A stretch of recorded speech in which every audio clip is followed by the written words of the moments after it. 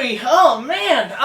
Hey guys, what's up? It's BigJackFilms here, and welcome back to the return of opening nights on our channel. I know I've pretty much taken a break from these, only because I just haven't had the energy or time to do them, but I figured, for the occasion, to bring these back, I would talk about probably the most anticipated movie of the year, because there's not much still because of what's going on, and that is a early review, a day early, of Godzilla vs. Kong. This is the long-awaited rematch that we've been waiting for not since the start of 2014's Godzilla and Kong Skull Island, but this is the rematch we've been waiting for almost 60 years. As you can see, got my shirt and everything. I actually was able to see an early screening of it. I was able to see it early, a little bit early, because, you know, that's how it works for me. But I guess before I should basically discuss this movie, first of all, for those new to my channel that might have just recently subscribed or seen this video, I am a massive King Kong fan. Most people think I'm Godzilla, but I'm all about King Kong. My review series of King Kong reviews, I've been doing them since 2013, which, holy crap, that's a long time. Did my own remake. I'm a big fan of Kong. So I was always Team Kong in this film. So if you guys want to go check out my videos, go check them out. I did review some of the other MonsterVerse movies, but to kind of give a rundown, essentially, of my thoughts on the previous films. Godzilla 2014, when it came out, I did really enjoy. I did really like it because, I mean, compared to the 98 film, I was like, finally, we have an American Godzilla. We have a good American Godzilla movie. But as the years have gone on, and I've tried to watch it more and more, I do see that it's my least favorite, and it's actually, over time, not really my biggest favorite of the Godzilla movies. I do appreciate it for pretty much giving us what we have now, but in terms of just Godzilla films as a whole, and especially an American one, it missed the mark because it kept cutting away, it kept teasing us, and it's like, we know who Godzilla is. We've seen the 98 film, especially American audiences. We've seen 54. We know of Godzilla. We just want to see him wreck shit. And that movie failed to it kept cutting back. It was doing the Jaws thing, and it just got really annoying. Kong Skull Island is so far been my personal favorite, because given I'm a huge Kong fan, I did already review the movie twice on an opening night with Bradley Dunn of Obscure Media TV. I'll put that link down below, and I did review the movie, link down below. As far as I was about it, I really enjoyed it. I thought it was a nice way to pretty much franchise Kong in this universe. As a Kong movie in of itself, it's not really a remake, it's just more of, here's another Kong adventure, but it's a new take on the character. It does take traits from the previous films. In fact, I have relabeled it Viet Kong because it is a Vietnam movie, so it's a good combination. My dad actually really enjoyed it. He's a veteran of Vietnam. He really enjoyed the film. He said it was one of the best ones, although, fun story, I don't think I brought this up, but I don't think I've ever brought this up in one of my vlogs, but we watched the movie together, and given he's, been through the experience, he saw they were carrying, the missiles and the machine guns, and he's like, why aren't they carrying missiles? I'm like, because it's a survey job. They don't know. Well, I mean, that's not going to do anything against a giant monkey, and I'm like, okay, that's funny. But then when they get to the whole boneyard, and Sam Jackson says, set up the 50K! My dad spit out his drink, and he's like, wait, they were carrying that the whole fucking time? And he's like, I'm like, what's the big deal? He says, do you know how heavy those are? Laugh my ass off. But yeah, Kong Skull Island was a great surprise. I was really enjoying it. I saw that IMAX 3D. It was wonderful. I mean, to see King Kong in IMAX, I've never seen that before, which is crazy. Although there is a IMAX short film that does stop motion for the IMAX Dome format, which is pretty cool. I do want to talk about that someday. But anyway, really enjoyed Kong Skull Island. Godzilla King of the Monsters, way better than 2014, because it is, finally, after almost 20 years since 98, a amazing Americanized Godzilla movie. You have Mothra, Rodan, King Ghidorah, the music by Akira Ifukube. Like, come on, this is what we've been waiting for. It's wonderful. It expands the mythology, it expands it in its own central franchise. The idea that the whole Hollow Earth theory and the idea that Godzilla essentially, I know a lot of people have been speculating on it, but basically, fuck it, he's living in Atlantis. He was the god of Atlantis, which is awesome. So that's great. So I really enjoyed King of the Monsters. It was a pleasant surprise, had a lot of fun with it. I also did review that for an opening night, which I'll put in the link down below. Now we are on to Godzilla vs. Kong. I keep saying Kong vs. Godzilla. No, that's the original 62 film. You know, it's hard to believe we're here, that it's taken this long for these two to have a rematch, because it's been 60 years.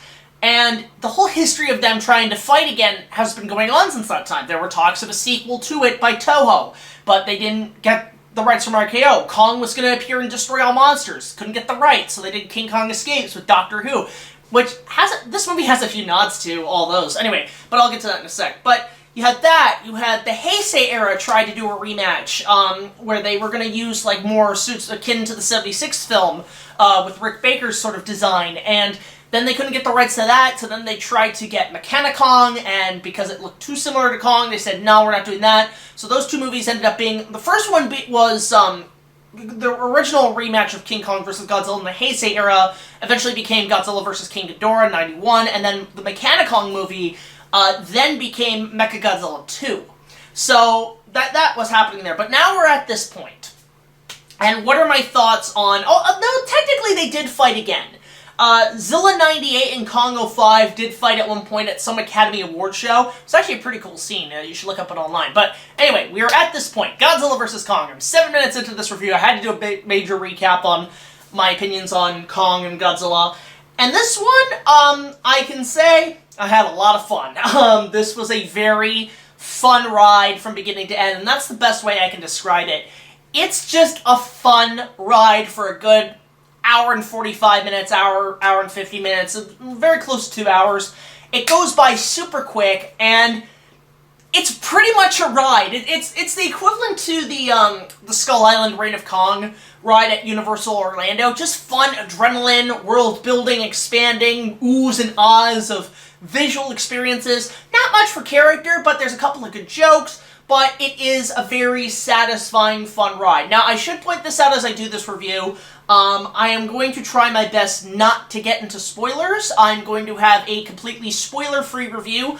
I do plan to come back to this film at some point for another opening night with a couple of buddies where we'll do a full-on spoiler review. And then down the line, I do want to do a full-on King Kong review of this movie. It's just not going to be right now. I'm just going to wait a while and let the movie settle, watch it a few more times, and let me get used to it. So, because I am still going through a bit of an adrenaline rush, and I think that's why, you know, Godzilla 2014 I liked when it came out because of the adrenaline rush, but now I just gotta let it settle for a bit and watch it a few times. So, without spoilers, it's really hard to talk about this movie, but if you've seen the trailers, you're pretty much getting what you want with a little bit more, with a little bit extra stuff thrown in that I will talk about in spoilers.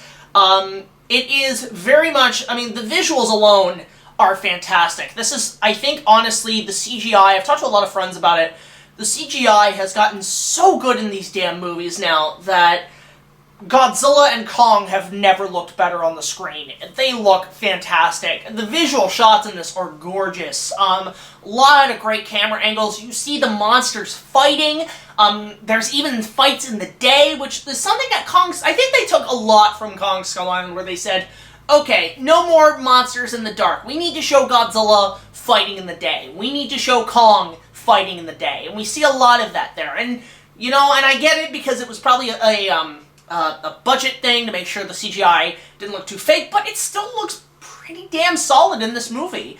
It is very much a visual experience. Again, it's a ride. It's a big, huge, fun ride from beginning to end. It is very much a tribute to the previous, all incarnations of Kong and Godzilla. It takes a lot of stuff from, say, the original film, the 76 film, the Peter Jackson film, especially for Kong. For Godzilla, it's almost a Showa-era film, but an appropriate Showa-era film, which I felt... That's the only thing I felt kind of lacked in the last two Godzilla movies, is that I'm not a fan of Godzilla basically being the hero. I like him more as either an anti-hero, or people are just in his way, or he's just a straight-up, I'm gonna fuck shit up, you cannot stop me, like the original Gojira. This film has actually the perfect balance of, you know, basically, yes, Godzilla is a apex predator who's just, people are in his way. That's what I want. It's very much a Heisei Godzilla film as well. It's a combination of Showa and Heisei, which I really like. You know, he is just doing his thing, and people are just in his way, and on top of that, you know, he's also, pretty terrifying in this. I'd say he's, like, probably the scariest he's ever been. It's, you know, because in the last film, you know, he is the king of the monsters. So you have two kings, fighting for dominance, and, you know, they both just don't match up. So that's all fantastic, but there is a lot of nods to a lot of the previous films. Again, I don't want to give away because of spoilers, but there's some great nods to not just the original King Kong vs. Godzilla, but just the entire pantheon of Kong and Godzilla films throughout the almost 90 years of these two monsters' history. If you count Kong from 33 and Godzilla, it's like they've been going around for 90 years almost. So that's wonderful. So I guess I should talk about the fight scenes. They're awesome. There are moments in this film where you could tell, as you see in the thumbnail, you can tell the director Adam Wingard, who I was very skeptical of him directing it, because, I mean, I've heard he made some hit-or-miss films. Like, he made some decent independent films, but I think he made that Blair Witch movie, which I heard a lot of people didn't like, and he made the Death Note movie, which I'll get to in a sec, but I mean, aside from Willem Dafoe playing that character, I've never watched Death Note, but I heard that movie was not that great, even though it was visually impressive. So I was very skeptical. But much like King of the Monsters, this is just the filmmakers playing with their toys and just making them, you know, do stuff. This is literally, this movie was pretty much written conceptually and by action sequence-wise by a child. By a child who, they pretty much dumped a bunch of Godzilla toys in front of this kid and said, okay kid, just play with your toys and we'll just record you and we'll come up with cool stuff. And that's what you have with this movie. It is literally almost a toy commercial, but done appropriate. It's not like Batman and Robin where Godzilla's breath is bending there, I'll just leave him there. Like, the whole thing of, like, it's unlike Batman and Robin where it was made to sell toys. Like, the toys here are pretty impressive, but this film, it felt like it was made to be, like, that it was, like, made, like, animatics were all done with action figures bashing into each other. And it's just marvelous. It's so much fun to see $200-300 million spent on a kid playing with his toys. I mean, isn't that what imagination and fun is all about in the movies? And that's one of the things that I think this movie, I'm actually quite surprised it really does, stand out and actually is kind of appropriate that it's coming out right now. Like, the movie was delayed countless times. It was supposed to come out, I think, late 2019, then it was like early 2020, then late 2020, and now we're in 2021.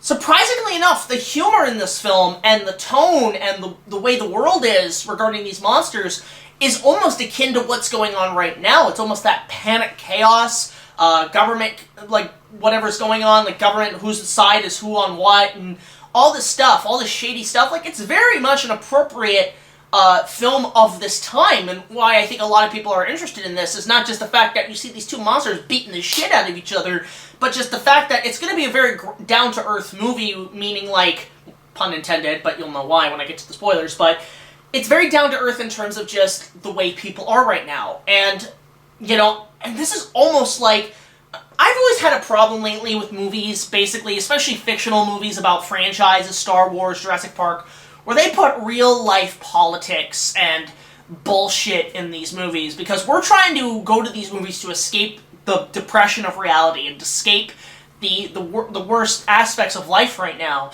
But to have, like, politics and shit suddenly say, no, we're going to invade your safe space. We're going to invade your fun time and say, no, stop playing with your toys. This is real shit. And we're going to use your toys to express real life. I'm like, get that out of here.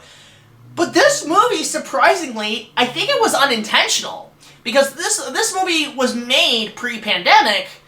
This is actually kind of appropriate. It's not, like, they don't say pandemic. There's no pandemic in this universe. Now I wish I was living there, because at least I can see a giant monkey fight a giant dinosaur.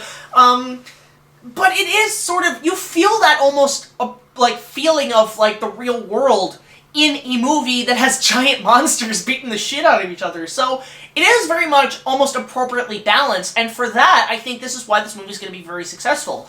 It does really bring out from the real darkness of reality back to just, let's have some fun with this premise. Let's just have fun. And I miss that with movies. Like, I remember the documentary Empire of Dreams, which is a Star Wars trilogy documentary, that George Lucas, when the original trilogy came out, said, like, in the documentary they say, George had brought back a feeling of fantasy and wonder, and movies were fun again. This is a movie for that. This is the film that's come out now where movies can just be fun again. You can have fun. You don't have to be relying on the darkness of reality and, you know, everything has to be realism and everything. Like, that's one of the things the 76 film did, which, even though I love that film to death, it was grounded in the realism and political climate at the time, and the world climate at the time. Like, it's all in that film. And again, this sort of follows the same beat, where it is not really a political piece at all. It's just more of, hey, we're in a shitty situation. Get up off your feet, let's go on a ride. Let's go have some fun. Just a little bit of escapism for a good hour and 50 minutes. And the movie does succeed in that. Now, getting back to the fight scenes, again, the fight scenes are spectacular. Again, not giving too much away. It is very creative. It is very fun. Again, it's like playing with toys. But, I guess to compare to, again, without spoilers, I'm trying my best not to spoil this movie, guys, because I do want you guys to go see it. Go see it on HBO Max. Go see it in theaters if you can. I know theaters are limited, but this deserves to be on the big screen. In terms of comparisons to the original King Kong vs. Godzilla, in terms of tone and in terms of plot, this movie feels like, I'll be honest, there are parts of this movie, and it's a minor flaw I have, where it feels like there's some stuff that was cut. And not necessarily, like, big, important stuff, but just more so how things work, how technical stuff works, how certain monsters get from one place to another, how they were able to keep some of them in restraint and keep them in control. There is a bit, like, the last one, King of the Monsters, did kind of explain a lot of that. But this film, there's a couple moments in the technical side of things and how things function in this universe that are left a little unexplained, and it felt like they were cut for pacing, because I feel like, this movie is an hour and 50 minutes. It is one of the shortest of the MonsterVerse films, and I feel like it is a little lacking. There's a few parts in this movie I felt like you could have explained a few things here, and on top of that, now that's not to say, again, not to ground it in realism, just more of like an explanation, like, just a prime example, and you've seen it in the trailers, and this is a minor thing, but when Kong is on the boat, and they have him chained up, they don't really explain how, the neck collar thing they explain if you've seen all the trailers, but the chains, they don't explain, how he's able to be held by these giant chains, because, a giant 400-foot gorilla, it's not like a 25-foot gorilla where regular chains could probably hold him. This is like a big as Godzilla, and you're telling me these fucking regular chains can hold him? Nuh-uh. I would have liked it if, say, and this would have been a nice little joke if they added as a nod to the original, where some military guy said, we designed those chains ourselves. Those chains are made of chrome steel. You missed it, I'll admit, Adam. You missed a good opportunity to make a good reference to the original. But, other than that, the movie, aside from that, it's just the movie feels a little too quick, I'll admit. Again, I get it, because Warner Brothers was thinking this movie's not going to do well. They wanted to just rush it out as quick as they could, and then the trailer surprised everybody. They're like, oh shit, this is actually going to be a big hit. Now I'm wondering if, because I've heard rumors that Toho cut their contract with them because they want to do their own stuff. I can imagine if this movie's a big hit, which it already, from what I heard, is, Toho is probably like, okay, you know what, no, we're going to still make Godzilla movies, but here, we'll give you the license back. Make more of these for us. Print us more money. Print us more yen. So, I don't know, but it is interesting to see where they go from here, because the movie does, not necessarily leave it open for a sequel, but it does leave it where we can still keep making these. And with that said, it's just, I want to see more. Like, I do want to see more of these movies. I want Destroy All Monsters. I want Destroya. I want Gigan. There's some monsters in the universe that you could put in here and it would be appropriate. So, with that said, in terms of tone, comparing it to the original, it is totally different. It is not a goofy-ass comedy that went behind Willis O'Brien's back.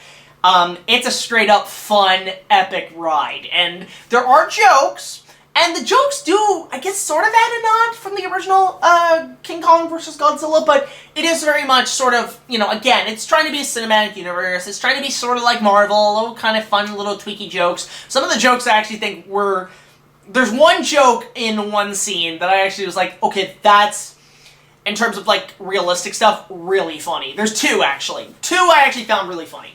But in terms of, again, comparing it to the original, it's more so not just the original, but it has a lot of nods to later Showa Godzilla movies. And, again, no spoilers, but take that for what it is. So... Other than that, the music's okay. I have to get used to it. The music in some parts was really epic. You hear Godzilla's theme, you hear some new Kong stuff, which I thought was pretty cool. There are moments, I'll say this, in this movie where the music and the visuals match so well that I was looking at the screen like, that is so freaking cool. And there's a lot of those moments in this movie, too. There's a lot of, that is so fucking cool moments in this, and which is also fun. God, I'm trying to think what else. I guess one other thing I can compare it to, and it's probably because of the director, but the best way I can describe this movie, this addition to the MonsterVerse, is it is very much a mix of a kaiju movie and an anime. And specifically in some moments, fight-wise, it is very Dragon Ball Z. I never thought I would see the day, aside from my review of Dragon Ball Evolution and, you know, the hints of me with Kong, that we would see Kong or Godzilla and stuff in sort of this Dragon Ball Z kind of tone. And I guess you could call this movie Dragon Ball Z Kaiju, because that's what this is. It is like, there is a lot of anime-inspired action moments in this. We've seen a lot of anime visuals with Kong Skull Island. Jordan Vogt Roberts said that he based a lot of Skull Island on Miyazaki movies. This one is almost like shonen anime. This is like Dragon Ball Z, a lot of cool moments in this film, and it makes me think with Adam Wingard, if he can get a tone down of Dragon Ball in a kaiju movie, you know, Adam, I know you kind of flunked with Death Note, but you'd do a pretty solid Dragon Ball Z movie. It's like you and Zack Snyder. You know, you're doing these other franchises, but dude, you guys got to collab on a Dragon Ball movie. You guys would kick ass at that. A combination of slow-mo, a combination of fun, quirky adventure. It's like, do a Dragon Ball movie. Warner Brothers, why are you not trying to buy Funimation? Why are you not trying to get more from, like, Toho and Toei? You can make a Dragon Ball movie happen. There's your franchise that you're struggling with. You know, DC and Zack Snyder and the Snyderverse, that's one thing. MonsterVerse is one thing, but you're having a hard time keeping up with the mouse right now.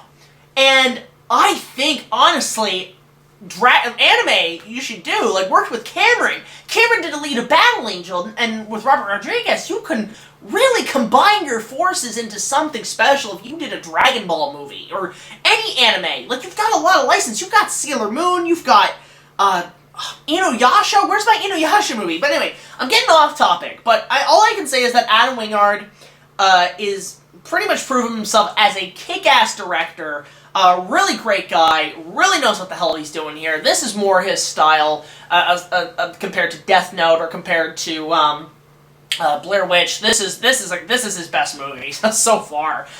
So my hat off to you, Adam. You were able to take a concept that we probably would have never seen, and you made it happen, and you added more. It was wonderful. So, to wrap this up, because I've been going on for 24 minutes on this, Godzilla vs. Kong, if you like all the MonsterVerse movies, if you're a big Godzilla fan, if you're a big King Kong fan, you're gonna love the shit out of this movie. It's just fun. Don't expect an engaging, deep, impactful story. It's just basically the Universal Studios rides, both the Shin Godzilla ride and Skull Island Reign of Kong. You mash them together in a blender, and you just have a ball with it. It's that, and if you enjoy theme park-based movies, like not like Pirates of the Caribbean, like a movie that feels like a theme park ride, you're gonna have fun with this. So it hits all levels of just shut up, turn off your brain, get yourself popcorn, get a big drink, dim the lights, and just have fun. This movie is just so much fun. And rarely do we see that in movies right now, where it's just, you just turn off your brain, you throw logic out the window, and you just say, fuck it. Enjoy the fun, enjoy the visuals, enjoy the cool-ass moments in this movie. So, again, I gotta let the dust settle a little bit before I can really give a full-on final rating. I do want to do a spoiler review with a couple buddies. I do want to do a Kong review on this, which I do plan down the line. But I would give this probably a good solid, I guess a solid maybe like 8.5 out of 10. Maybe even a 9. Right now I'll give it a 9, but I'll sit on an 8. It's between an 8 and a 9. It is a decent film. It is a very fun film. I wasn't really expecting anything less. I wasn't expecting anything more, although I did get a little more. But I wasn't expecting this big meaning of life movie. I was just expecting giant monkey with giant battle axe fighting giant radioactive fire-breathing dinosaur and just... This is all I wanted, and I got it, and a lot more, and it was so much fun. So, yeah, 8, 9 out of 10. Go see it, rent it on HBO Max, get it on Blu-ray. When it comes out on Blu-ray, Adam, I'll pay double. As Randa said in Coppola, we'll double that. I'll get 2 copies. I want to see it on the big screen at some point. Like, once movie theaters reopen, way down the line, I would actually probably pay to have a private screening of the film, because I feel like I'm missing out. This is a fun movie. Just go see it when you can. Go see it now. Go see it on the big screen if there's a movie theater like open to you. Go see it on HBO Max. Pay for it. Like the filmmakers really deserve a lot of reward for this, and especially I'll give kudos to my friends at Weta. I got a few buddies at Weta who did all the effects for this movie. Marvelous job taking over from ILM.